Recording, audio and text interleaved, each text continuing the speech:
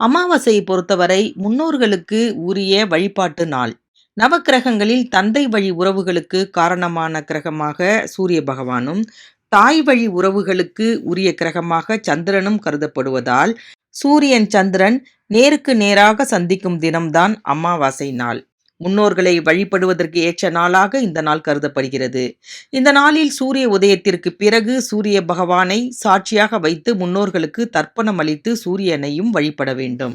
தை அமாவாசை நாள் முன்னோர் வழிபாடு செய்ய தெய்வ வழிபாடு, மந்திர ஜபம், தியானம் ஆகியவற்றை செய்வதற்கும் ஏற்ற நாள்.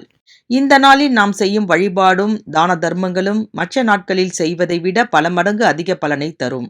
இந்த நாளில் நாம் செய்யும் தானங்களையும் தர்ப்பணம் போன்ற வழிபாடுகளையும் நம்முடைய முன்னோர்களே நேரடியாக வந்து ஏற்பதாக ஐதீகம். தை அமாவாசை நம்முடைய முன்னோர்கள் மீண்டும் பித்ருலோகத்திற்கு செல்லும் நாள் என்பதால் இது மிகவும் சிறப்பு வாய்ந்தது. இந்துக்களின் மிக முக்கியமான விரத நாட்களில் ஒன்றுதான் தை அமாவாசை. நம்முடைய பாவங்களை மட்டுமன்றி நம்முடைய முன்னோர்களின் பாவங்களையும் போக்குவதற்கான மிக சிறந்த நாள்.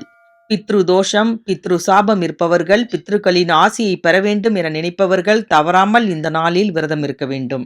தை மாதத்தின் அனைத்து நாட்களும் புனித நீராட சிறப்பான நாள் என்றாலும், தை அமாவாசை அன்று புனித நதிகள், கடலில் நீராடினால் முந்தைய அனைத்து பிறவிகளிலும் செய்த பாவங்கள் அனைத்தும் நம்மை விட்டு நீங்கிவிடும் என்பது ஐதீகம்.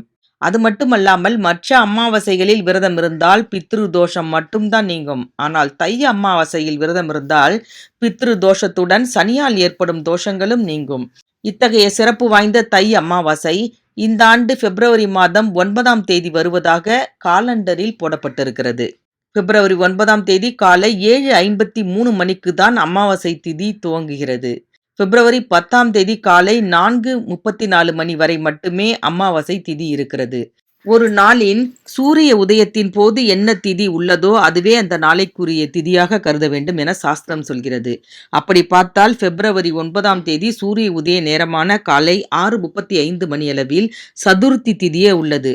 அன்று காலை 7:53 மணிக்கு பிறகே அமாவாசை திதி துவங்குகிறது.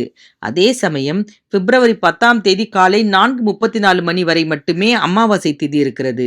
அதன் பிறகு பிரதமை திதி துவங்கிவிடுகிறது. பிப்ரவரி 10ஆம் தேதி அன்று சூரிய உதயத்திற்கு முன்பே அமாவாசை திதி முடிந்து விடுகிறது. சூரிய உதயத்திற்கு பிறகே புனித நீராடி அமாவாசை தர்ப்பணம் கொடுக்க வேண்டும். அந்த வகையில் பிப்ரவரி 10ஆம் தேதியை அமாவாசை நாளாக கணக்கில் எடுத்துக்கொள்ள முடியாது. அதே சமயம் பிப்ரவரி 9ஆம் தேதி சூரிய உதயத்தின் போது அமாவாசை திதி இல்லை என்றாலும் அன்று நாள் முழுவதும் அமாவாசை திதியே இருக்கிறது. அதனால் பிப்ரவரி 9ஆம் தேதி அன்று தை அமாவாசை விரதத்தை கடைபிடிக்க வேண்டும். பிப்ரவரி 9ஆம் தேதி அன்று காலை 8:02 முதல் 11:52 வரையிலான நேரம் புனித நீராட சிறப்பான நேரமாகும். தர்ப்பணம் கொடுத்து முன்னோர்களுக்கு படையல் இடுவதற்கான நல்ல நேரமாக காலை 11 மணி முதல் பகல் 3:21 மணி வரையிலான நேரம் சொல்லப்படுகிறது. இருந்தாலும் உச்சி பொழுதிற்கு முன் அமாவாசை தர்ப்பணம் கொடுத்து விடுவதே சிறப்பானதாகும். முன்னோர்களுக்கு படையல் இட்ட பிறகு காகத்திற்கு உணவளித்த பிறகே நாம் சாப்பிட்டு விரதத்தை நிறைவு செய்ய வேண்டும். மாலையில் அருகில் உள்ள சிவன் கோவிலுக்கு சென்றோ அல்லது வீட்டின் பூஜை அறையிலோ தனியாக ஒரு அகல் விளக்கில் முன்னோர்களை நினைத்து தீபம் ஏற்ற வேண்டும். இது அவர்களுக்கு மோட்சத்தை தரும் என்பது நம்பிக்கை. தை அமாவாசை அன்று புனித நதிகளில் நீராடுவது அந்த மாதம் முழுவதும் புனித நீராடிய பலனை தரும். புனித நதிகளுக்கு சென்று நீராட முடியாதவர்கள் வீட்டில் குளிக்கும் நீரில் புனித தீர்த்தங்களை கலந்து குளிப்பதாலும் புனித நீராடிய பலனை இந்த நாளில் பெற முடியும். புனித நீராடிய பிறகு தர்ப்பணம் கொடுத்து அதற்கு பிறகே சூரிய வழிபாடு மற்றும் வழக்கமான தெய்வ வழிபாட்டினை மேற்கொள்ள வேண்டும். அமாவாசை அன்று பகலில் தூங்குவதையும் அசைவம் சாப்பிடுவதையும் தவிர்க்க வேண்டும். யாராவது ஒருவருக்காவது அன்றைய தினம் தானம் வழங்க வேண்டும். இப்படித்தான் இந்த தை அமாவாசையை கொண்டாட வேண்டும். இந்த பதிவை உங்களுடைய நண்பர்கள், உறவினர்களுக்கெல்லாம் ஷேர் பண்ணுங்கள்.